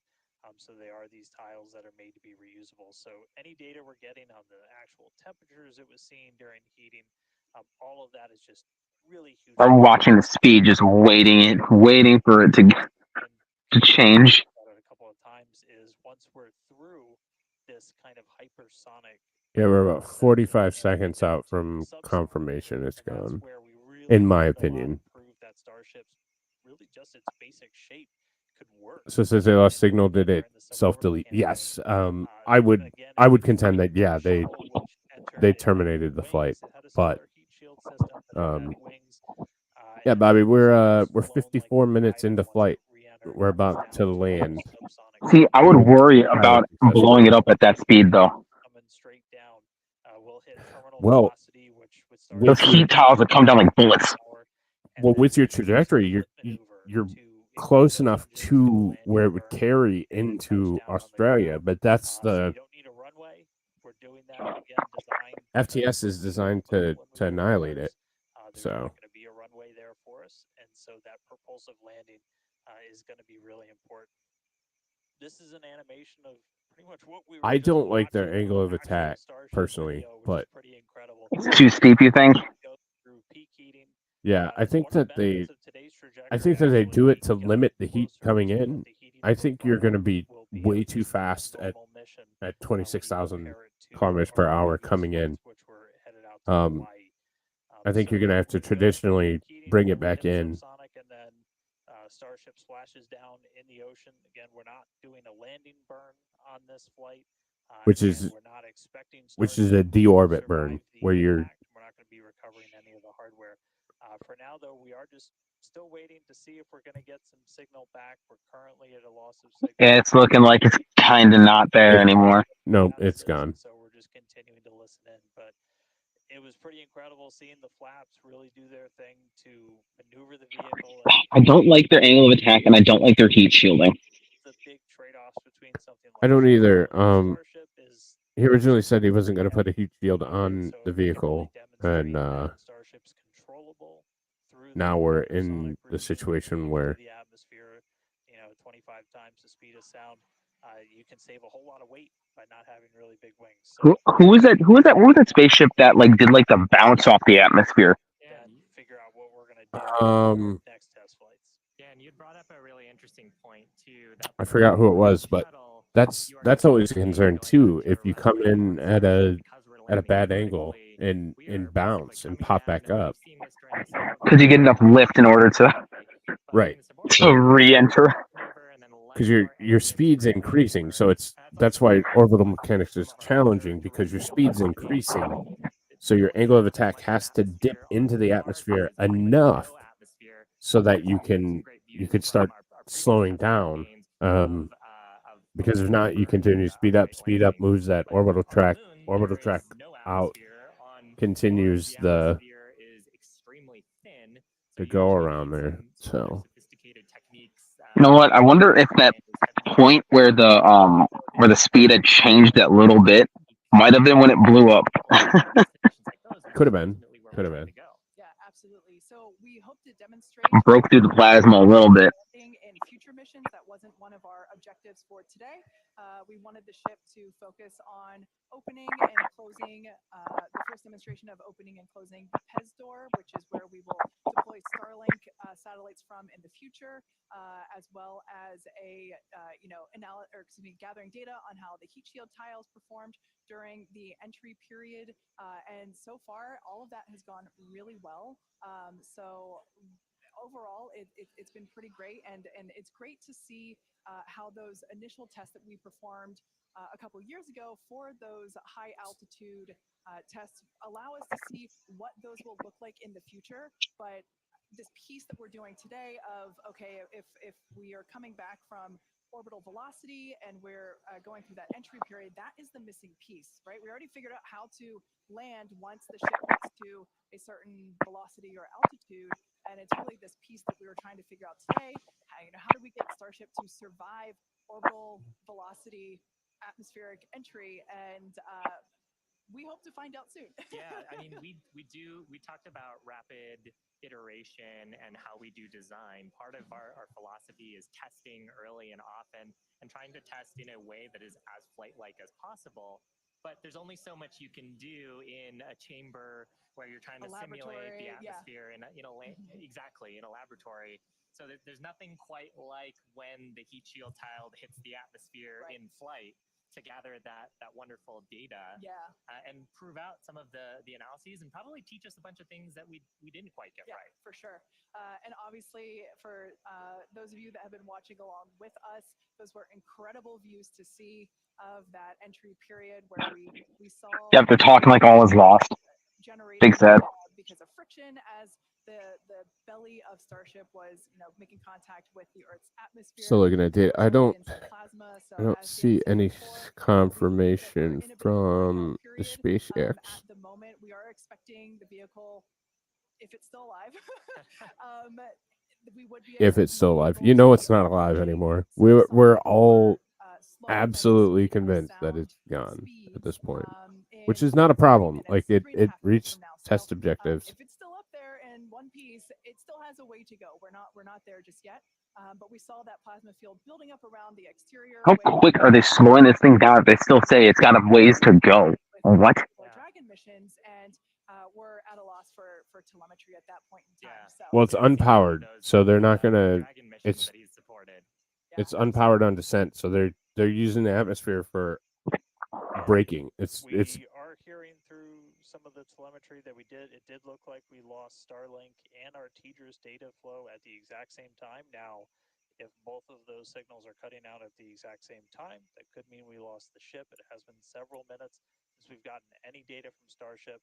We are waiting just a couple more minutes just to see if we can get any additional. It busts through on fire, heading straight for Ozzy's house. Also a breakup of the ship during that reentry. So might not make it all the way to splashdown today, but we were able to get through the early phases of reentry, hit some of that peak heating, which was just really incredible to see a Starship coming back from space after getting all those views from space for the very first time. So we'll just keep on listening on the loops here, see if we hear anything over the next couple of minutes, and that might bring a close to a pretty successful day so far. So again, we did lose the TDRS. That's the tracking and data relay satellite. That's the satellite system that pretty much every spacecraft operating in orbit right now will use to get data. We were able to get some signal through that, and then we were also getting data back through Starlink. Live view here of mission control down at Starbase. So these are all the folks who are experts on the various different systems, taking a look at the live data that we did have. Probably in mission mode still, but absolutely. It would be so tough to stay focused with what an exciting day we've had today. Yeah, to quote Monty Python, I'm not dead yet. We don't know, as Dan said. Tis but a flesh wound. It's gone. The tracking and data relay satellite system and Starlink at the same time. So it is a realistic possibility it's gone. that we lost Starship, which honestly was always on the table. We didn't know how far it was going to get. The further I still don't like that they lost it coming back down, because those damn tiles are not going to catch wind, and they won't burn up either. Right. Make it all the way to our intended spot. They're made to be like literally a gigantic brick falling out of the damn sky. Yeah.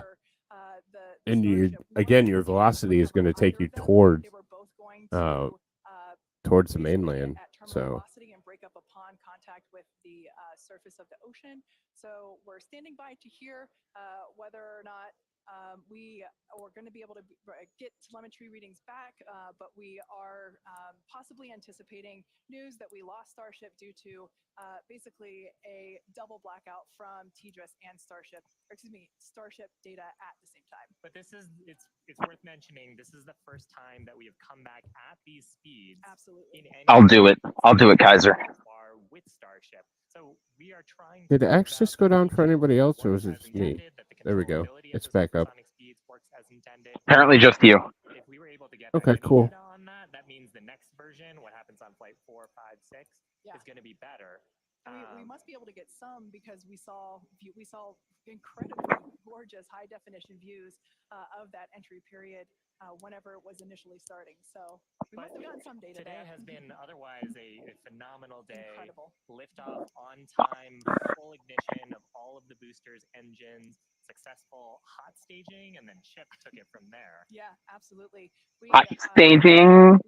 the ship actually make it further. Hot Booster. We were ding, hoping that the booster ding. would perform a soft water landing, but we lost it during just before it was about to ignite the landing burn. But the ship continued That wasn't to just we soy. all six Raptor engines on the ship ignite and then shut down for That's mean. cutoff, and we saw some amazing views as well. And it's just been certainly a day that I will be taking many screenshots and using them as my computer desktop background for, well, until the next Starship launch. When we get even better views, I'm sure. Exactly. And we also hit a number of our other ambitious test objectives. We had a Yeah, good luck with getting to do this again, guys. plans for a propellant transfer demo within the vehicle. Scan This is also something that Starship's confirms gonna have loss to of do in the vehicle, future, and these sort of which is transfers haven't space been done at this communications and scale before, so navigation. that's a first as well. So We also were able to demonstrate that the payload door. So why the heck are they putting And so those commands "and" in the acronym? Acronyms don't contain the three-letter words like "and." scan. It would just be SCN. once Starship becomes Scan, like scanning the sky. But it should only be SCN because you wouldn't put A. The A wouldn't be there. Shouldn't be there. No, the A is the and. It's NASA. They need to make scan. So And hey, Kate, and hey, I hate it. we're just here for what with it's worth, the it's loops. We are making the here. call now that we have It's launched spelled like this. 28. So, as we were possibly expecting, we lost the data a couple of minutes ago. We haven't heard from Okay, that's better. Fine. up until this point, and so the team has made the call that ship has been lost. So no splashdown today, but Well, yeah, there's a lot of splashes. incredible to see how much They're just small. this time around. There's And bricks. tiny little splashes. Just walking through, Tiny. take It's like advantage a person dropping in there. That's true. I mean, it's still going to be coming in pretty quick. It'd be interesting to see what that debris field's going to be like. There's a lot to go through. Everyone always wants to know right off. So does SpaceX have to go clean it up now? A little bit of time, but I can assure you, as soon as we start finding things out, we're going to let everybody know. And I know everybody's going to be excited. Had a white moment. What's the difference? I only have white moments apparently. 4 Super Heavy boosters either fully stacked or getting stacked right behind me. We've got other ships ready to go as well. So it's going to be a really busy time down here at Starbase as we look to really fly Starship as much as possible. Yeah, like the FAA is going to let you fly again. What? Gotta go do. And with that, They should. I mean, congratulations to our teammates and everyone who's supported the Starship program. There's been flames and reds along the way, but third time's the charm, and we made it to space. We also a big thanks to all of our future customers for your support, and we want to give a big thanks to the people of Cameron County, Texas, for their support, as well as the Coast Guard and the Federal Aviation Administration. Be sure to follow the SpaceX account on X for more updates from today's test flight and future Starship tests. But bro is spinning before we his go, phone we like a want to wish champ. SpaceX a very happy birthday. The company Yeah, was it's founded 22 on this years day in 2002 today. when it 22 basically years consisted of this their small birthday. team, a carpet and a mariachi band. I don't know about you, but we're feeling 22. Also, it's Pi Day. 22 Oh yeah, somebody brought pie into work today. That's what that was for. Yeah, But I mean, 3.14. Pi Day is constant and never ending, so shouldn't every day be Pi Day from now on? I mean, that's a really good point, and I think after a test like today's, we all deserve some pie. Thanks for watching, and we'll see you next time. Did you just bite into an entire pie? I think so. Hot. But so that was highly successful flight. Super excited. Let's go Starship 4. Brian, we probably need to go down for 4. Like, let's make it happen. I would love to. I don't have the funds to, but I would love to. It's not very far. It's only If you pick me up and we drive together, that'd be fine. I can't fly though. Flying costs too much money. Deal. I'll pick you up. We'll drive. But anyways, So, highly successful flight. Congratulations, SpaceX. Great job. Happy birthday, SpaceX. 22 years of age. And Wait, what? It's SpaceX's 22nd birthday today. They founded when I was 4? Yes. Like, it's an older company than people think it is. I mean, it wasn't doing orbital flights to begin because it takes time to build out systems. But yeah, 22 is SpaceX's age today. So great day to put Starship into space. But with that being said, ladies and gentlemen, I have to get to IRL work now, and I have to continue doing IRL work. So as always, I want to thank everybody for watching. Congratulations, SpaceX, and thank you for making life exciting and furthering space travel. It's awesome to be, to be able to see and see history being made right before our eyes. Until next time, hope everyone has a great day, and I will catch you all on the next one. Take care, y'all.